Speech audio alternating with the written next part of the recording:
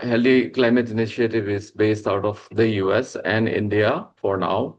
And besides many other things, our focus is on mainstreaming uh, climate intervention uh, awareness. We feel that there is a lack of awareness, in fact, complete negligence about the possibilities that climate intervention could bring in terms of climate action to the table. Besides that, of course, we are also engaged in a variety of outreach and climate action activities at the grassroots, from planting native species with indigenous communities around the country to in-person workshops in leading technological institutes, including the Indian Institute of Technologies, as well as other uh, regional institutes which are focused on climate change. And the main reason is that we want the next generation of climate researchers, activists, as well as scientists to come in with an open mind about the possibility of climate intervention. Buying time, saving lives. I think there's a lot of research gap in these areas in India. We also, in the past, had organized a very, very global concert, which has participants from, almost all the continents, and we have been participating in the COPs. Either one of us would be in these event negotiations, as well as the other climate events around the world. Uh, So Soumitra Das founded the Healthy Climate Initiative. And I, before we start the proceedings, I hand over the moderation duties to Arushi. I request Soumitra uh, to start the webinar with his comments. Thank you.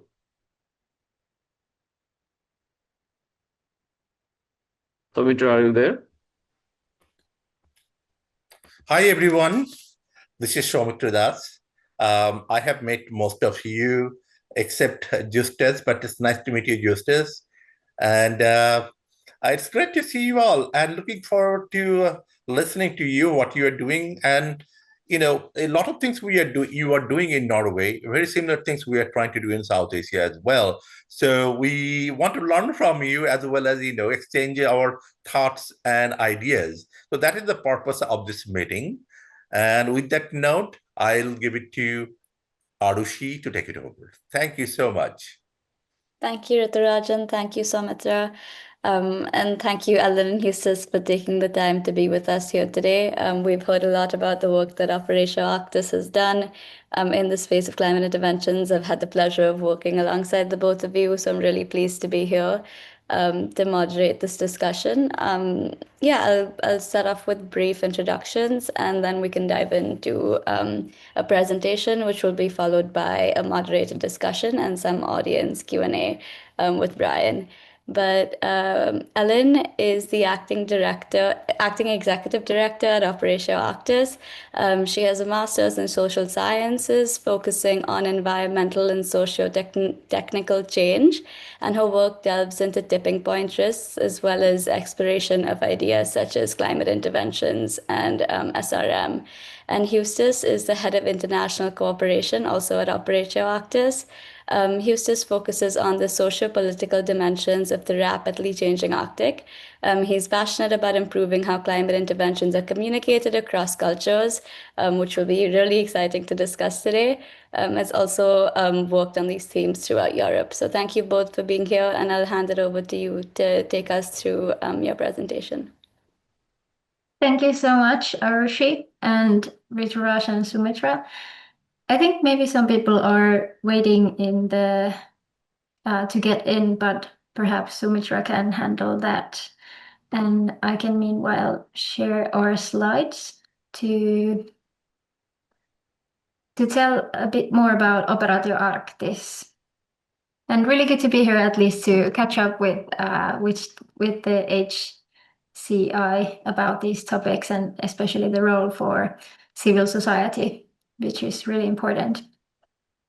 So today I will tell a little bit more about Operaatio Arktis, and then I and Justus will walk you through about kind of like our perspective to climate crisis at the moment, and what do we think about the potential role for climate interventions.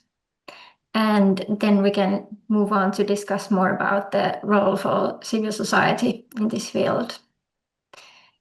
So OA is a climate strategy agency striving to preserve the polar ice caps and prevent Earth system tipping points. Our mission is to update society's climate strategies to match this new reality by including research and development of climate interventions such as solar radiation modification, SRM, which we'll talk about more today. And OA was founded in early 2022 by a group of activists because we were stunned by the rate of the loss of polar ice and the inaction around it. And we realized that advancing strategies for avoiding the worst climate impacts now demands directly influencing politicians and officials. So we decided to become experts and bridge builders in this area. And we are currently a team of 11 young people in Finland. And here you can see some of our partners and funders, which we have both in Finland and globally, including indigenous Sami peoples, organizations from the Finnish side of the Sami land. And moving on. The starting point for our work is the current state of global warming and the likely future scenarios. And the key question here for us is that what would be a safe climate for younger and future generations, both human and non-human, and how to get there from where we are. And internationally, of course, we have the Paris Agreement from 2015, where the states have said 1.5 or below 2 degrees of average global warming as a target that should not be exceeded. Well, here is a graph from Climate Action Tracker, which shows where we are now with this target. As you might know, we are not on track with cutting down emissions and warming, but instead we are heading towards over 2 degrees of warming with current actions and even pledges.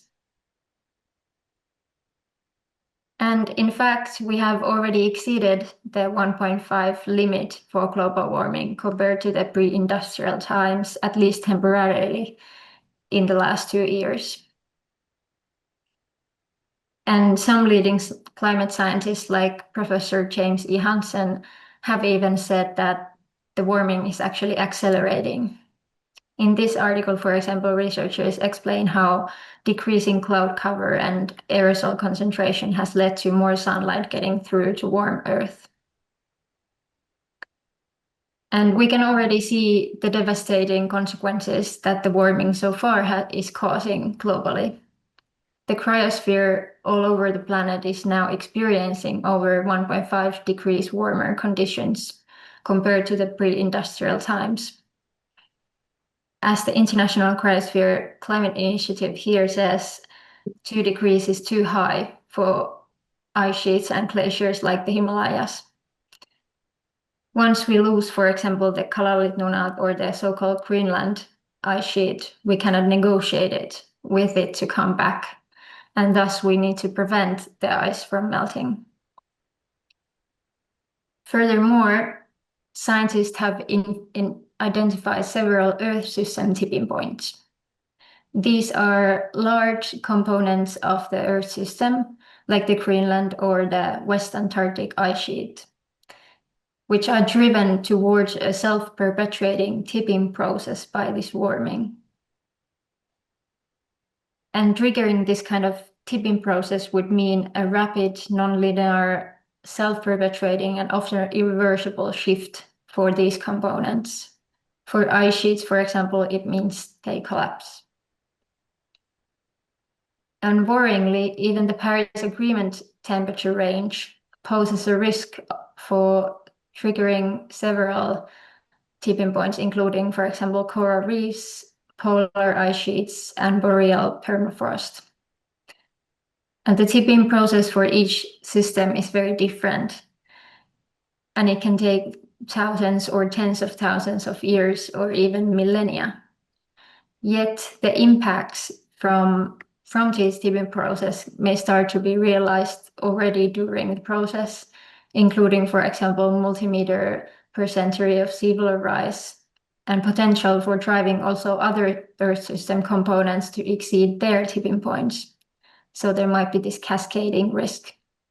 And socially, exceeding tipping points means disruptions for food systems and infrastructure, for example, due to changing weather conditions and sea level rise especially. So to summarize for my part, the world is very far from being able to avoid overshooting critical temperature targets for several Earth system tipping points. Instead, actually, our governments are still planning to expand the fossil fuel industry and continue intense land use, which means more emissions in the atmosphere, warming up the Earth. Second, despite their importance, these Earth system tipping points are not part of any official institution's strategies or climate risk analysis. So in practice, climate policies, both mitigation pathways and adaptation strategies, are based on an assumption that there are no tipping points or that they would not be exceeded. And as a result, our societies are at the moment unable to properly predict or detect them and unequipped for developing a high probability for avoiding them.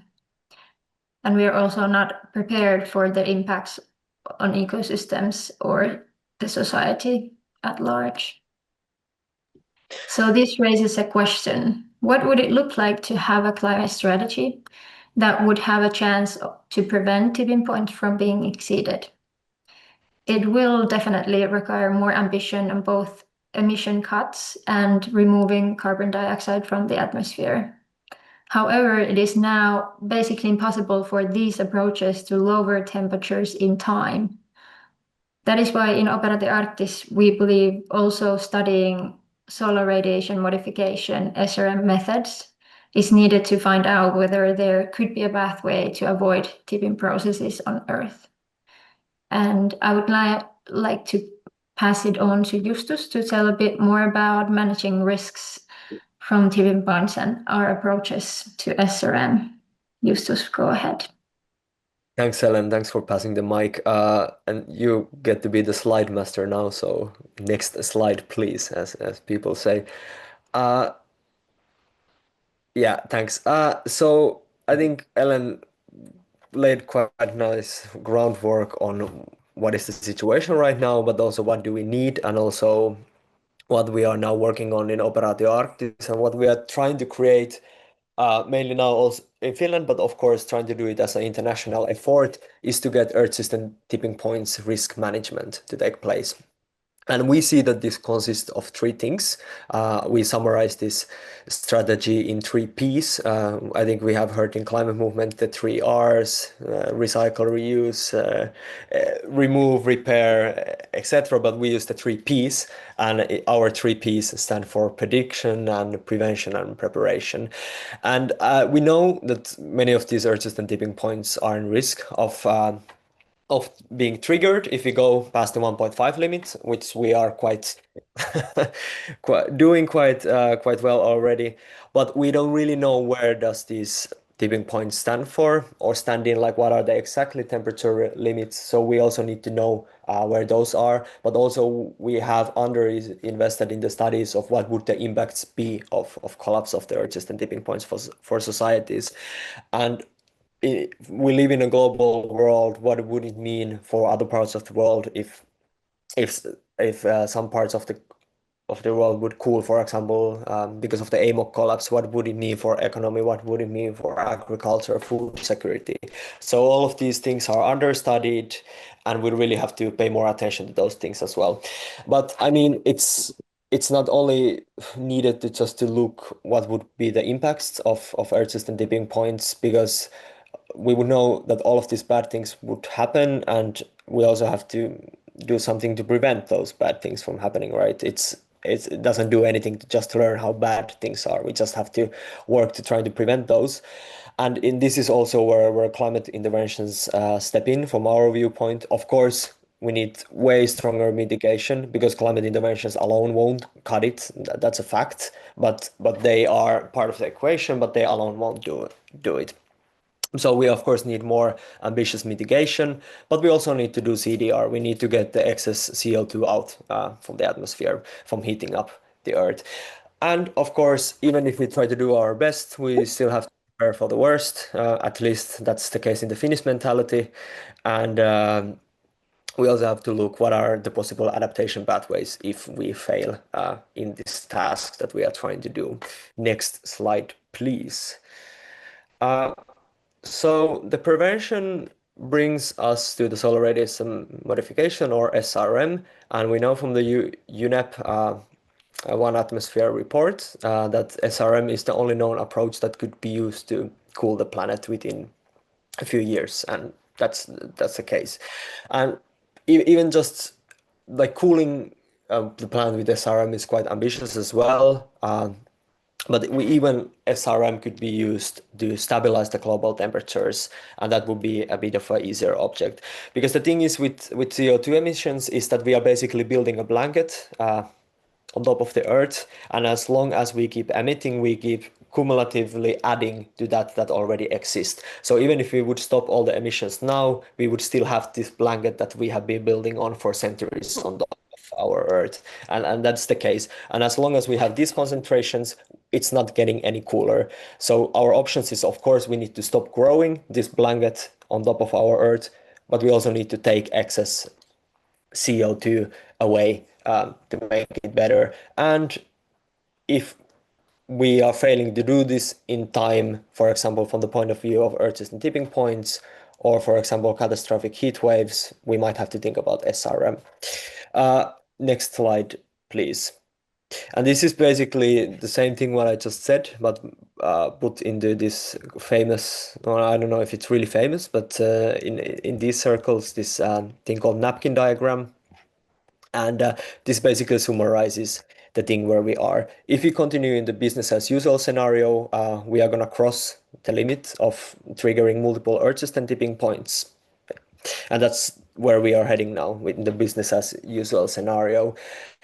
Okay, if we cut emissions aggressively, which we should absolutely do, we are still going to go over this 1.5 limit, most likely. And still we are risking of passing the limit of what we call as an overshoot.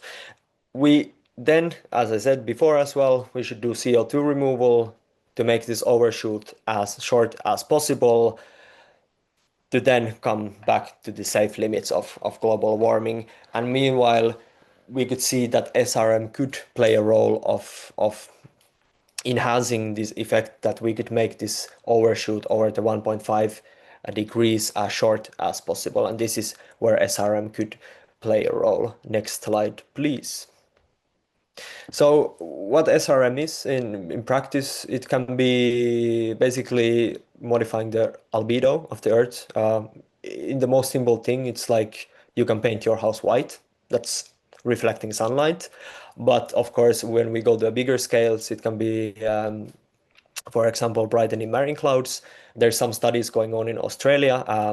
They are trying to cover the Great Barrier Reef from the heat waves and prevent the bleaching. And it can be also on adding reflective particles on the stratosphere. And this is where we're going basically from more local things to more global. Of course, the kind of the area we are working in the Arctic, it's about ice, and we know that ice has albedo, it reflects the sunlight. So more of these localized climate intervention things that we're also working with are more localized things, for example, conserving glaciers or ice thickening.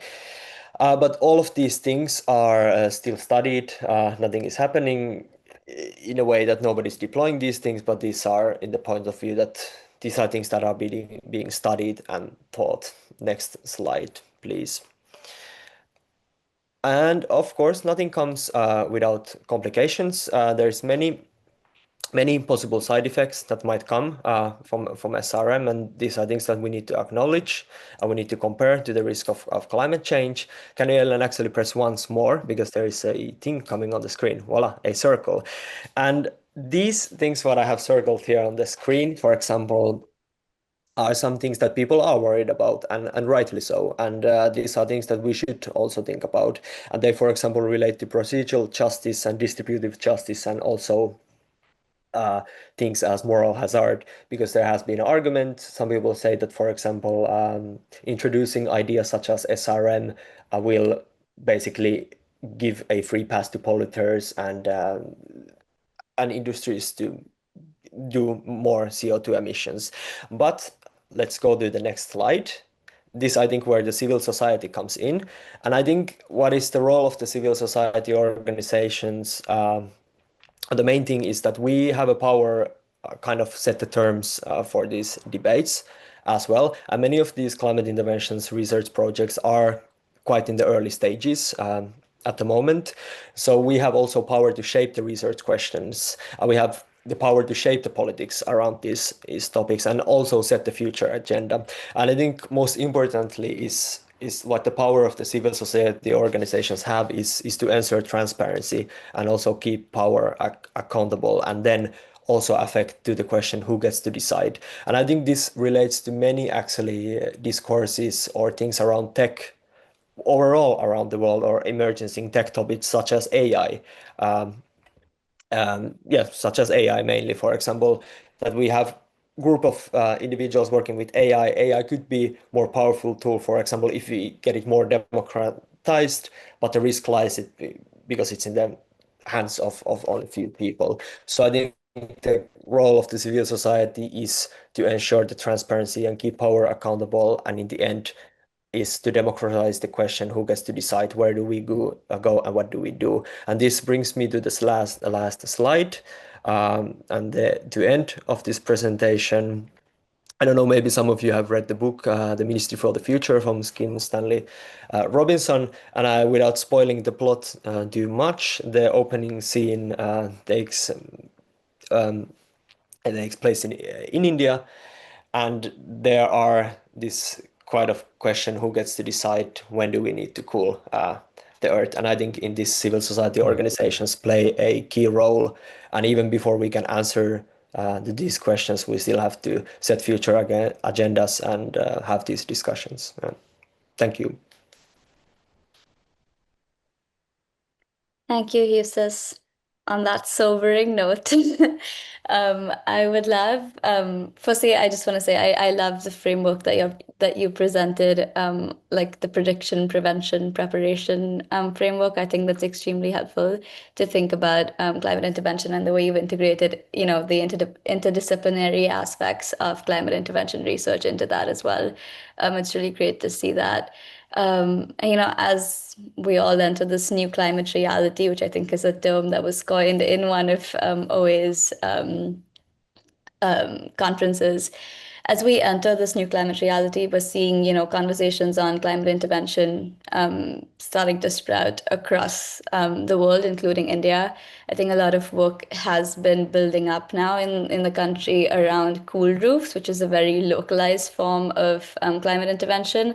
But I think, conversations on some of the large-scale planetary level interventions that we're talking about here are still in early stages. But I think that just points to the importance of civil society organizations coming in at this early stage to ensure, like you said, we set a good research agenda that's both equitable and transparent.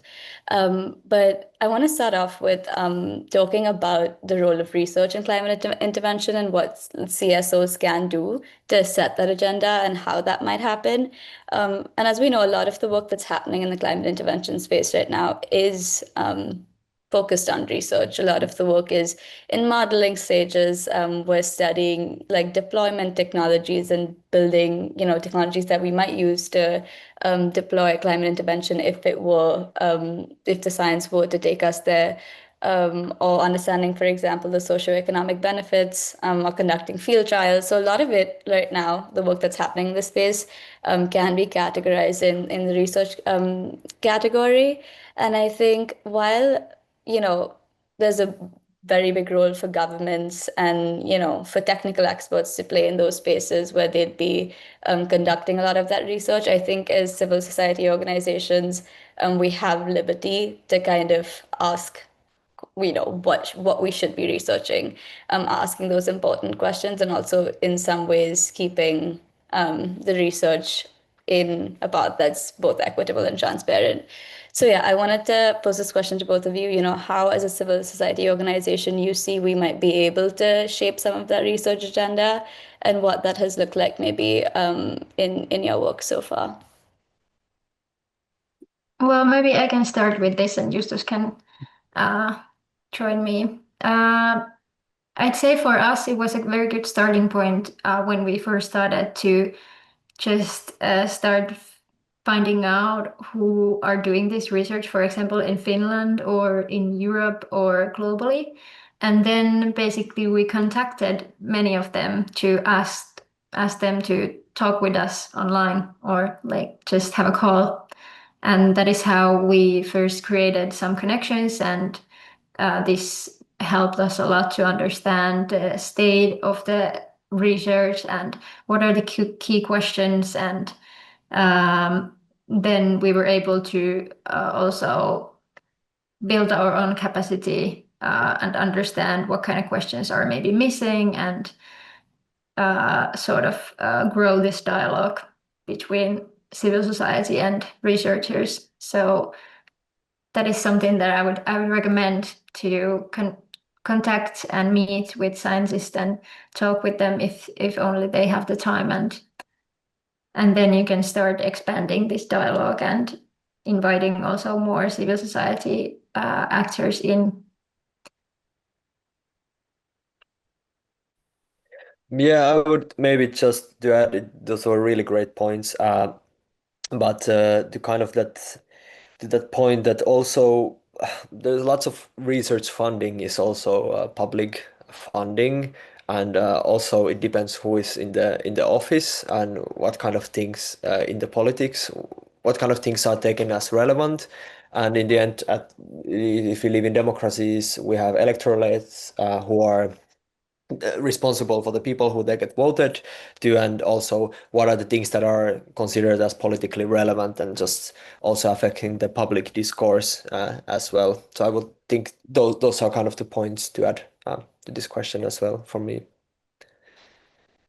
Thank you both. It's really helpful. And I think one thing we might be able to delve a little bit deeper into is, the idea that SRM might create some winners and some losers across the globe, and that kind of, that localized impacts of SRM are still being studied and still, uncertain.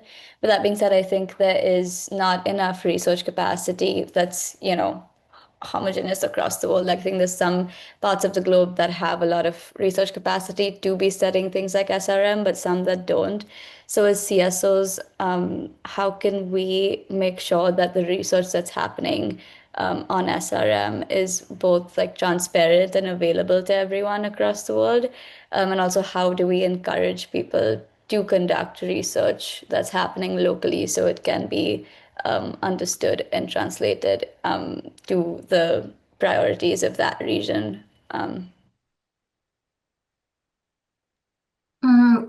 Yeah, thank you. I think it's super important that we empower local researchers who know the local culture, and they can like identify what are the important questions to ask. So I think, for example, the Decrease Initiative is doing great work by funding Global South researcher teams to do this kind of work.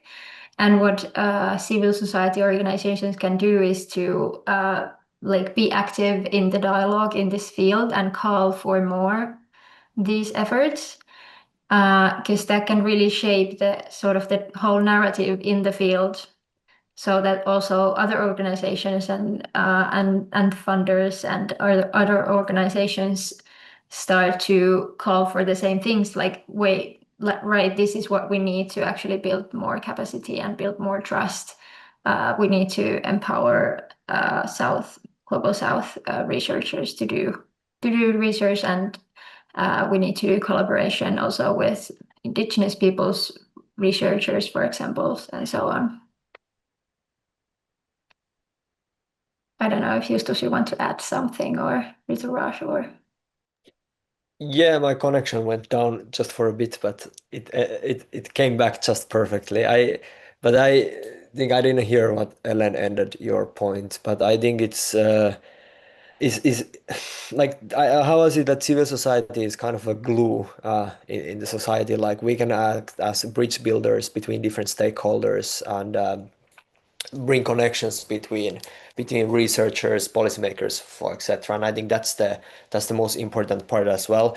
And I think it's the other thing that I think characterize civil society organizations, that they're usually born from some need from the people, so they also know what things people need, what questions to ask as well. And also I think in the civil society organizations you really see also what what are the things that people care about, and I think that is a really good way of also shaping the future agenda, and that's giving the power to them in a good way. Is a good way to also set the future agenda and get the knowledge that might also get overlooked if it's only just scientifically pursued as well. Yeah, absolutely. I love that. Describing it as glue that brings together different stakeholders. I think that's a great way to put it. And I think one stakeholder in this entire ecosystem, there have been some, I guess, private players or private actors that might, look to SRM as a way of commercializing this technology. But I think as CSOs, I think there's like a shared understanding within the CSO space that this should be kind of a public good technology that shouldn't be commercialized and in the hands of private actors. But what are some safeguards that CSOs might be able to put in place to prevent some of that kind of, interest from private sector in this space?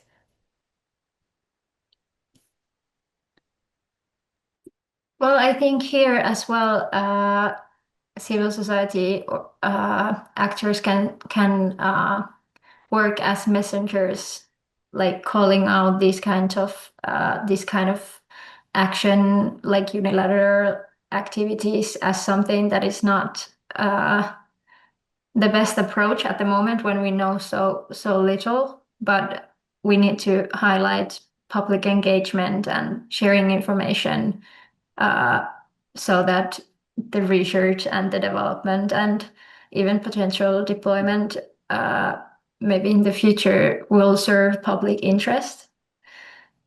And so I think it's important that civil society organizations follow actively what happens in the SRM field, and are active in the discussion and calling out the kind of activities that does not align with public interest or public engagement enough. Yeah. Yeah, I totally agree. I would maybe just as a tiny addition to add that I think also civil society organizations can help to also develop principles, for example, and codes of conduct, and what is considered as a legitimate research and so on. Yeah, and also maybe it would be important to encourage our decision makers to be more involved in the discussion and learn more about SRM research, and so that they would also be prepared to collaborate and create policies for unilateral actions to be more regulated. Yeah, I completely agree with that. I think also, there's a lot of kind of organizations that, for example, might be setting codes of conduct and standards for a certain field. And I think in the research field, there's a lot of them, especially in the sciences. So I think, like, for example, a body like AGU announcing, these are kind of our priorities for this kind of research. I think that has a big impact on the field. But yeah, I completely agree with those points. I think the next theme that I would love to touch on is some of the questions around the governance of SRM and what those frameworks are looking like currently. Like how are people thinking about a technology that can have transboundary impacts across the world? There's lots of open governance questions, I think, still. So what are some of the emerging frameworks in that space? And I know OA has been very active in a lot of the international negotiations. Also thinking about how you impact that as a CSO. Would love to hear thoughts on both of those.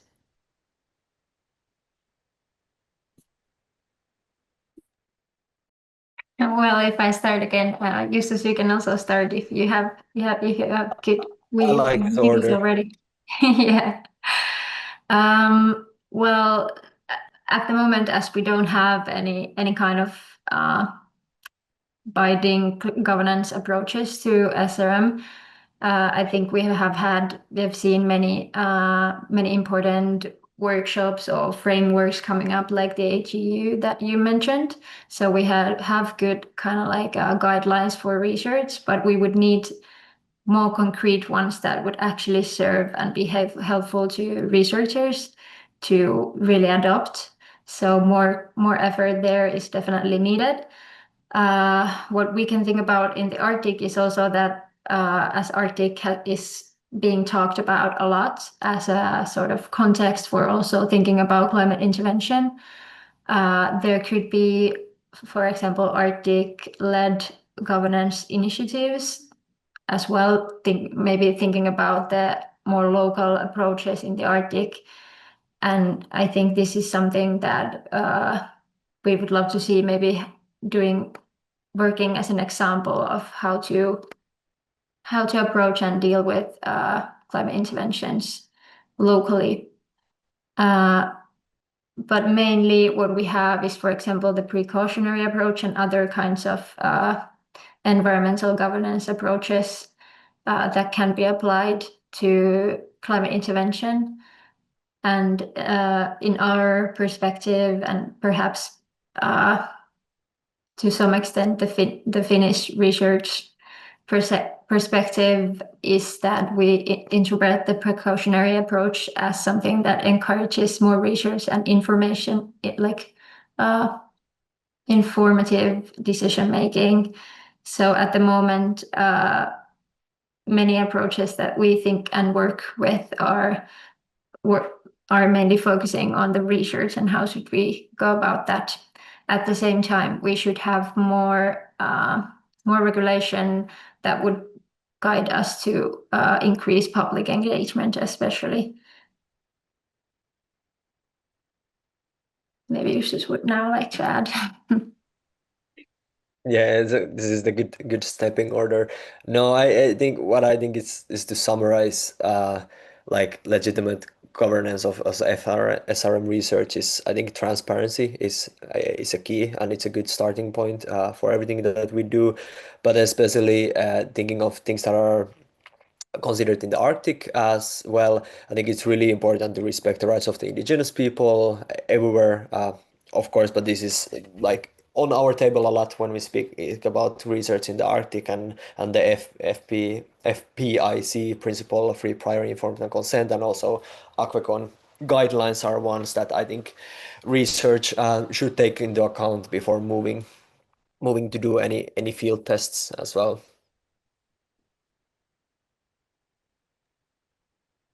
Yeah, absolutely.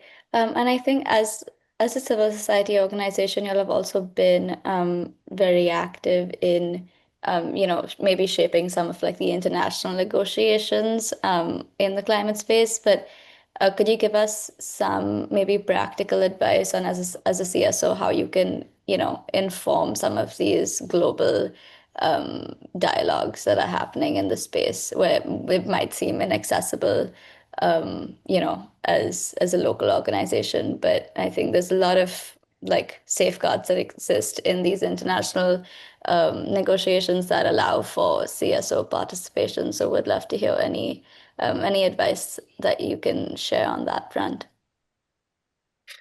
The one thing that comes to my mind immediately is well, if let's say you go to COP. I mean, it's a massive circus what is happening there, and it almost feels like it's impossible to go to talk to anybody. And you have these different zones, and then the negotiators are there in all spaces and etc. And you get to speak to somebody, and they are exhausted because they have been in this plastic tent for 2 weeks without no air, and it's like so many people around that it's like almost an inhumane place to spend 2 weeks.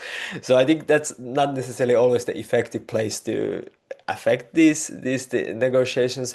But what I have kind of seen, what is one of the effective ways is if you have a CSO organization in your respective country, for example, us in Finland, that you do the work with those negotiators beforehand, those negotiations, and you build a relationship with those people, not when the negotiations are taking place, but before those negotiations, and you build those relationships and that information sharing.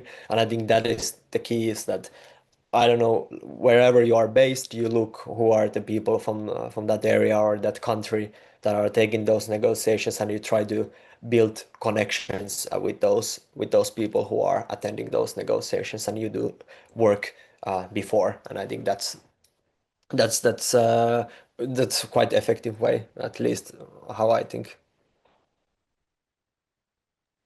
Yeah, I agree that civil society organizations at best, I think, can work as a bridge between these negotiators and the scientific world, for example. So it's really helpful to think about what kind of information and what kind of effort you can do for the negotiators, for them to make it really easy to access balanced information about climate intervention research, and who can they talk to, for example.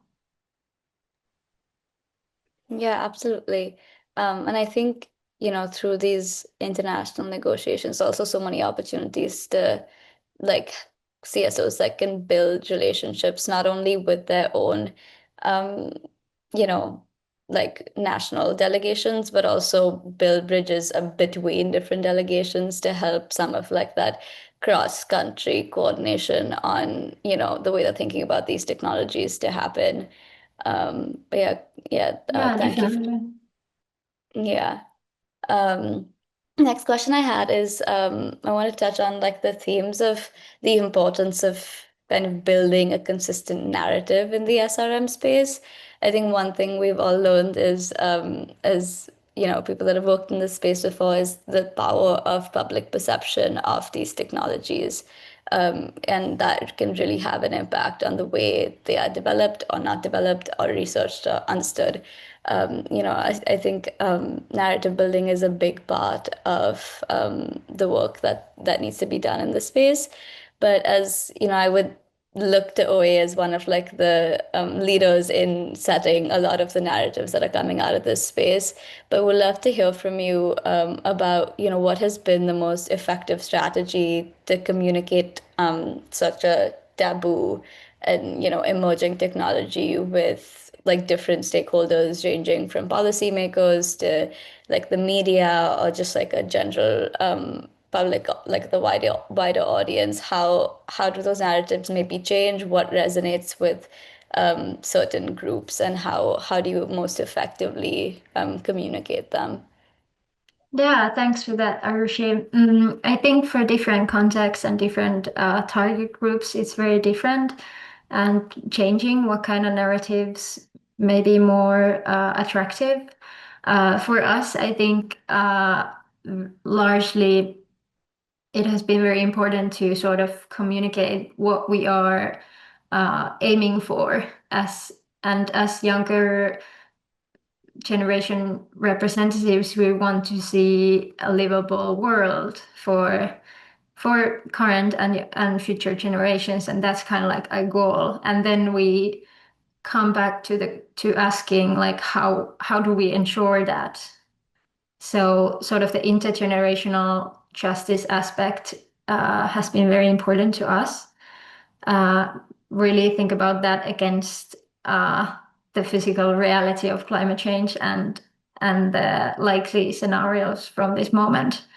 And that in that context, I think SRM should be discussed very widely with the public as something like something that we should really like evaluate whether that could be a pathway, like a desirable pathway to a desirable future or not. That's one key point, and I also had another one, but maybe I lost it now. But maybe Justus can take it from here, and maybe it comes to my mind. Yeah, I could give you more time to think. To be honest, if I didn't like follow much climate stuff, and I think especially that's the case at the moment, like all the other crises in the world has kind of taken the headlines, and climate has kind of been sitting on the back seat. So if I wasn't really closely following climate, and somebody uh, would come to me and talk about, like, for example, about stratospheric aerosol injection, I would be like, what on earth are you talking? Like, are you like, have you gone crazy? Like, what the F is this? Like, no, I don't want to think about this. So, so before I think I go in there, there is kind of a long way to go, in my opinion, and that is like just like considering what is going on in the world with climate, and what are the things that we don't know, and realizing that also those things that are uncertain of the climate make it actually way worse. For example, when it comes to tipping points, that, oh, these tipping points exist, we have actually underestimated their impacts. We have, like, the situation is worse than we thought.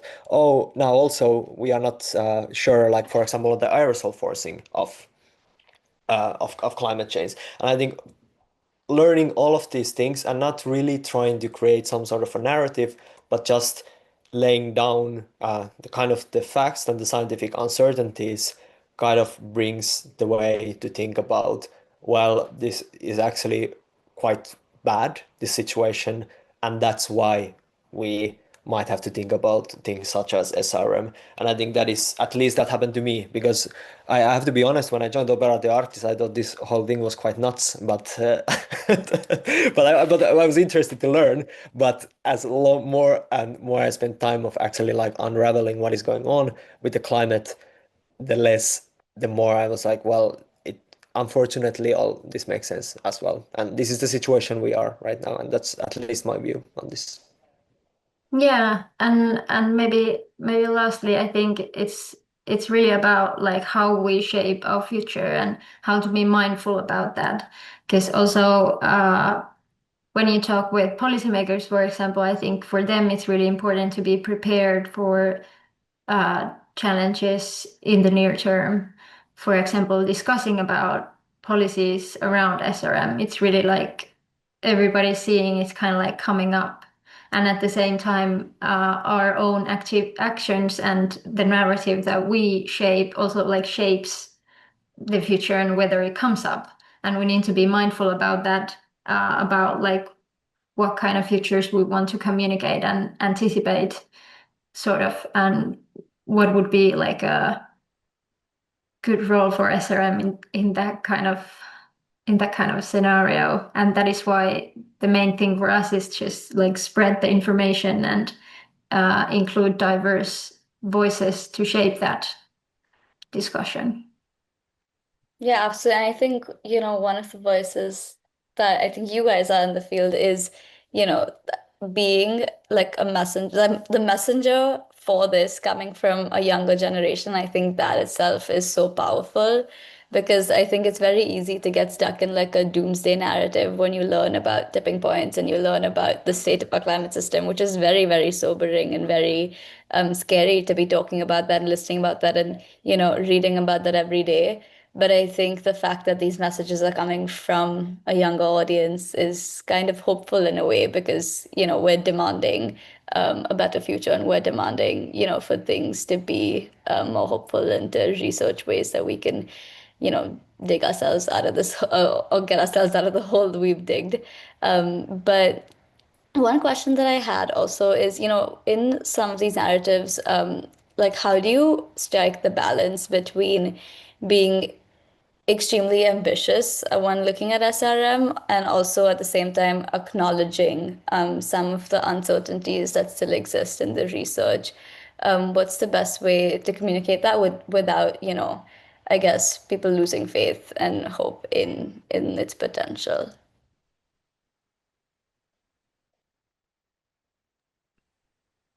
Well, I think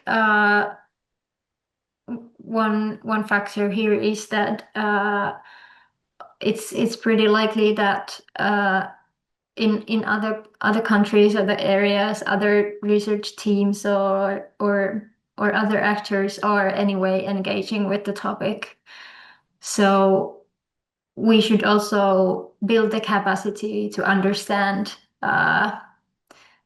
what might be unfolded sort of when we research more and develop more climate intervention approaches. So this can also motivate people to be engaged and stay with the topic and ask more questions so that they are able to be part of the global discussion, sort of. Yeah, I kind of agree, and I would add that I don't think we really have no choice not to engage in this discussion, because I mean many of these research projects are quite in the early stages, but I think there was some time ago a paper that basically said that if you wanted to do a really badly done SAI in the Arctic, you could do it, kind of, and that's kind of sobering in a way that somebody with the right resources might actually have an ability to do it. And I think that left us with no choice not to engage in this discussion, because we are thinking about or speaking about the global thing, and we all live in this planet. So I think we have to engage in this discussion. So we also have a power to decide on these things as well and make things better if we ever go to think such as things as deployment.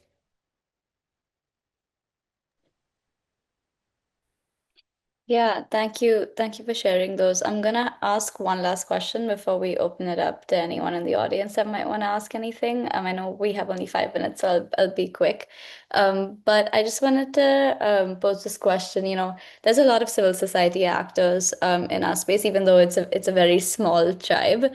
I think there's a growing number of organizations, that might have not been solely focused on SRM, but now are starting to look at it and analyze its potential and do research on it. But I think as the space grows, how can we ensure that civil society efforts, one, are not being duplicated across organizations, and also how we're all working collectively together to achieve this larger goal that we all are standing for? Because I think there's some, everyone might have different theory of changes and different values when it comes to governance.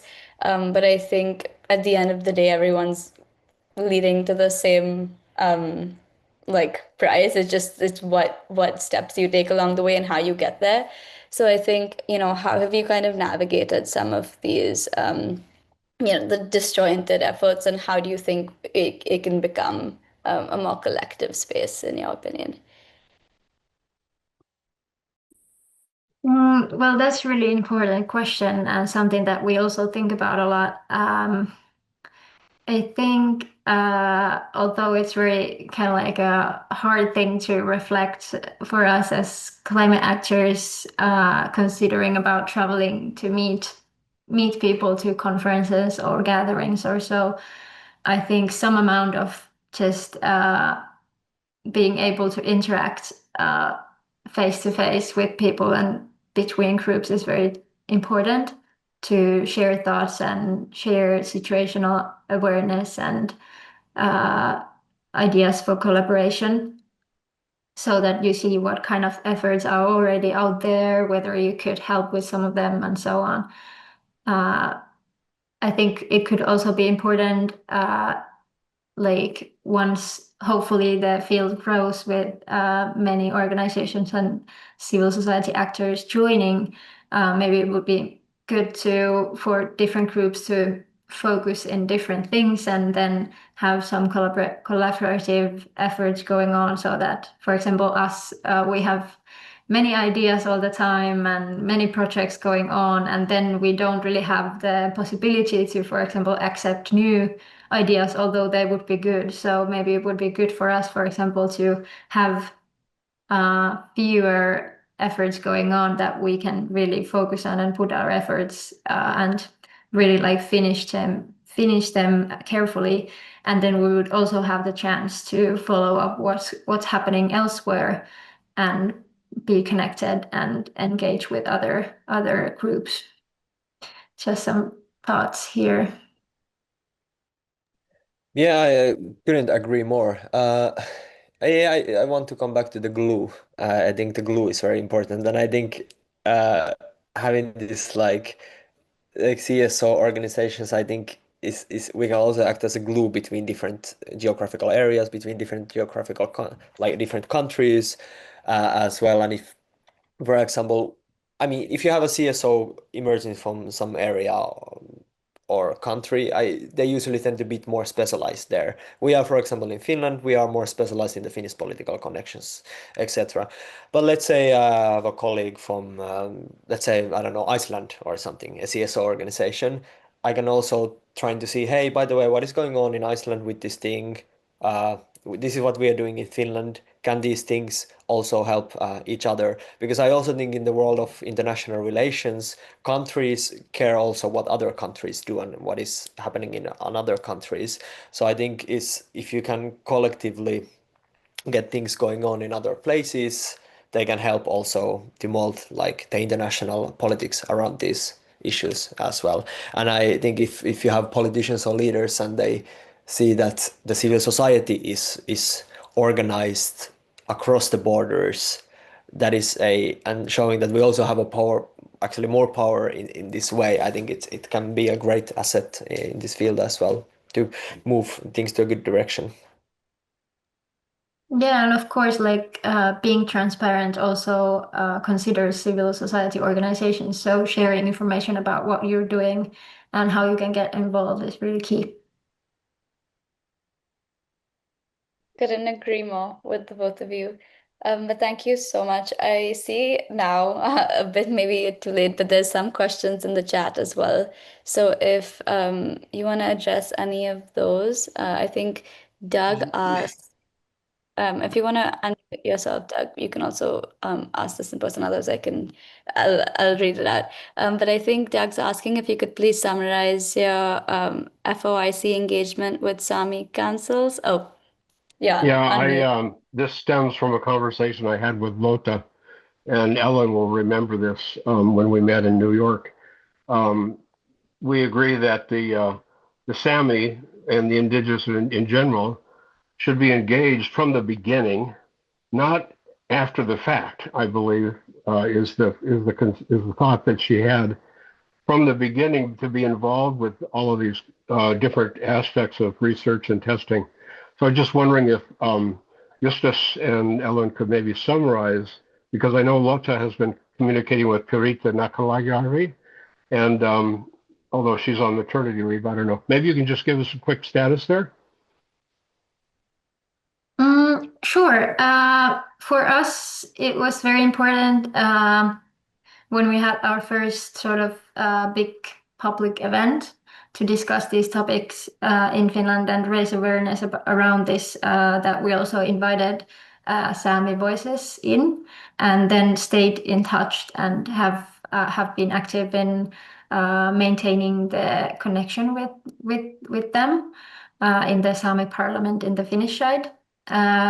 And then also another thing was that we were able to recruit Sami youth members in our team, and we still have two representatives in doing sort of this like indigenous policy advising for the team.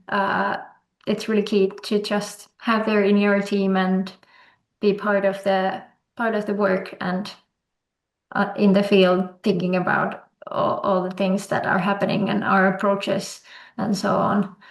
And that is also how we learn more about the FPIC principle and how to apply that in different situations, thinking about it through together with these actors. By the way, I just want to let everybody know, Torre Latte, Leite, I don't know how to pronounce his name exactly. Laite, yeah. Leite has a very, very poignant, short, incisive video on FPIC, which I think maybe you could put that. I'll see if I can find it, put the URL in the chat. I don't know if we have time for that, but it very clearly explains. Yeah, it's really good. And what is also like important is just learning about how the indigenous policy world works and what kind of dynamics and sort of conditions there are that you should be aware about if you want to engage with indigenous organizations or parliaments, so that you understand the context they are working in and the workload and their existing documents for guiding research collaboration, for example.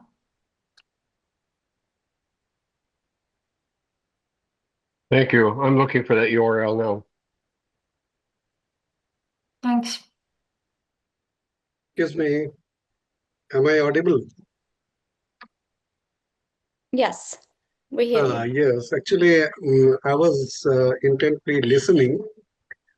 So I have got a very fundamental question, rather, or for fundamental apprehension regarding the solar radiation management. Number one point is that these days I'm listening too much about the SRM. But my fundamental problem with this issue is that we already know the aerosol is going to alter the ozone pattern. We know that there can be adverse climate change. There is no single governing body. And moreover, this can be weaponized also, this thing. And we do not know really about this, the environment, how this is going to have the adverse effect. And it will take really the aeon to really understand all those things when our house is already burning. So one, the house is already burning. Instead of just getting into this intellectual exercise, rather we should do the reverse, actually utilize the solar radiation, because in 1 hours of solar radiation can really solve the year-long problem of the earth.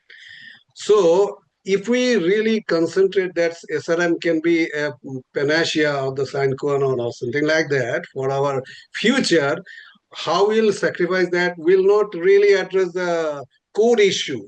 The acidification will continue, this carbon dioxide, this greenhouse gas, it is suddenly this termination shock, sometimes somebody reverses, it will be a catastrophic. So considering all those aspects, I think that SRM, of course, the research and all this effort should always continue, but a lot of intellectual assets are being utilized for this research, which either could be better utilized instead of using rather the solar power that we are getting, utilize it rather than putting it back. My point is very fundamental in the sense that we have to really address the core issue that we will continue to use the fossil fuel and do the SRM. This formulation cannot work and should not work. We have to fundamentally change. And this research can be an intellectual exercise, no doubt, but it is not going to solve fundamentally our core issue. This is my, of course, my very limited understanding. Of course, very frankly, I haven't understood all the nuanced factors that you have talked about, and maybe I'm lacking those technical details of this thing. But from a side, this feel that we need to have a very correct approach while we are putting our too much of effort in this SRM. Yeah, thank you for that comment. I think it's really, really important and fundamental, like you said.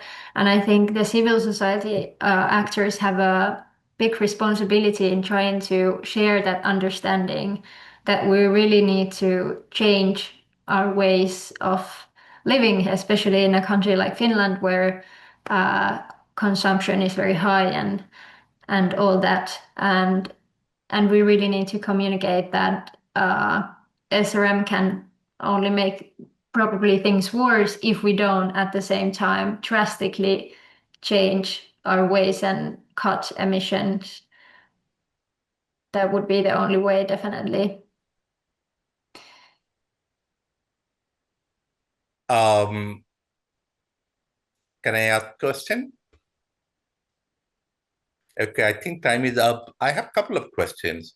One is that your outreach beyond Finland, and the context here is that we are working with the students. We are going to different universities. In fact, we are planning to about 10 to 12 universities per year and have one-day workshop. And SRM is part of in our discussion. And we create a chapter in whatever we are going. We started with one chapter in Calcutta.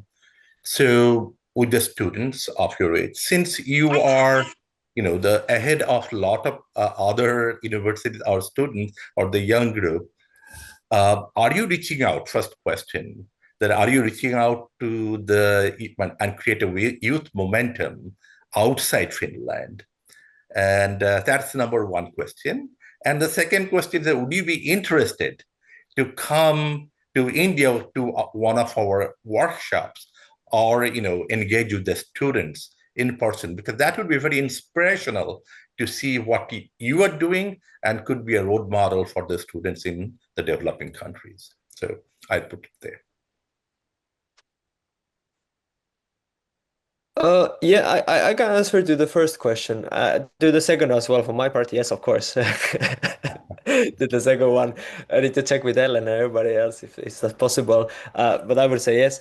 But yes, of me, that's kind of part of my job. Is trying to do this outreach.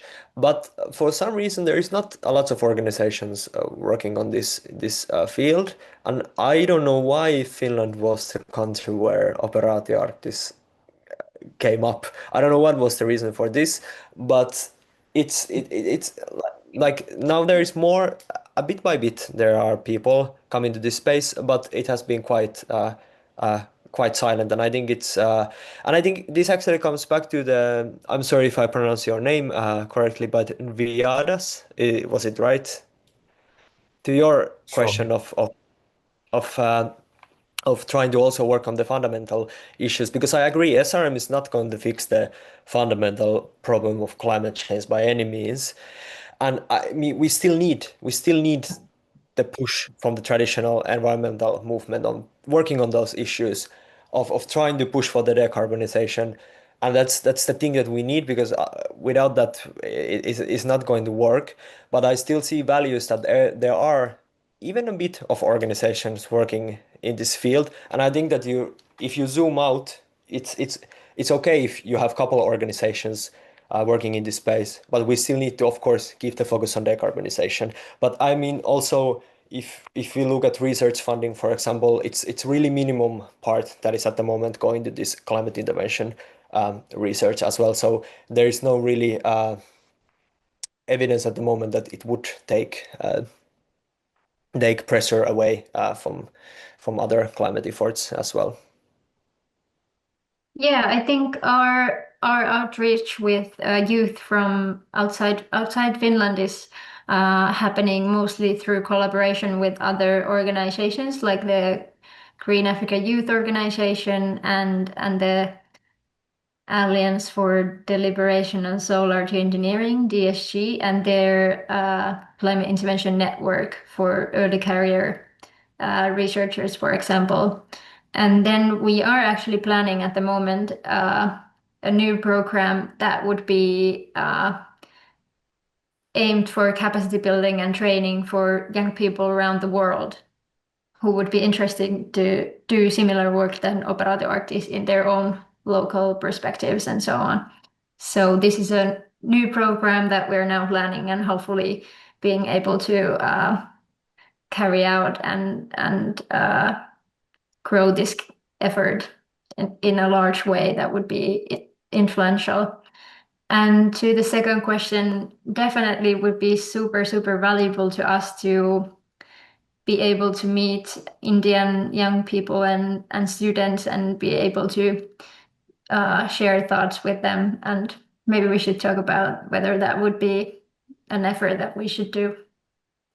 That is super helpful. Thank you so much, both Justus and Ellen. Let us talk offline about this.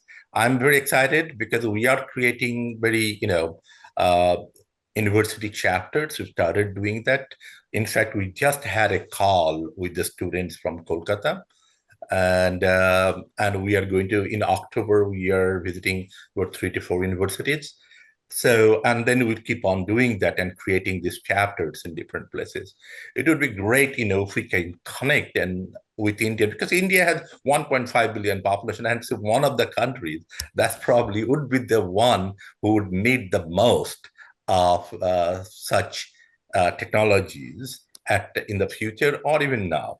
So it's probably a awareness building and capacity building would be very crucial, and having you as a role model would be a very important thing for others to see what can be done in this space. Thank you for that, Sumitra. Thank you. So let us talk. Thank you. Thank you all. I think this has been really great. Maybe I can hand it off to Rituraj or Soumitra, either one of you, to close us out for today. Rituraj, you go ahead. Thank you, Arushi. Thank you, Alan.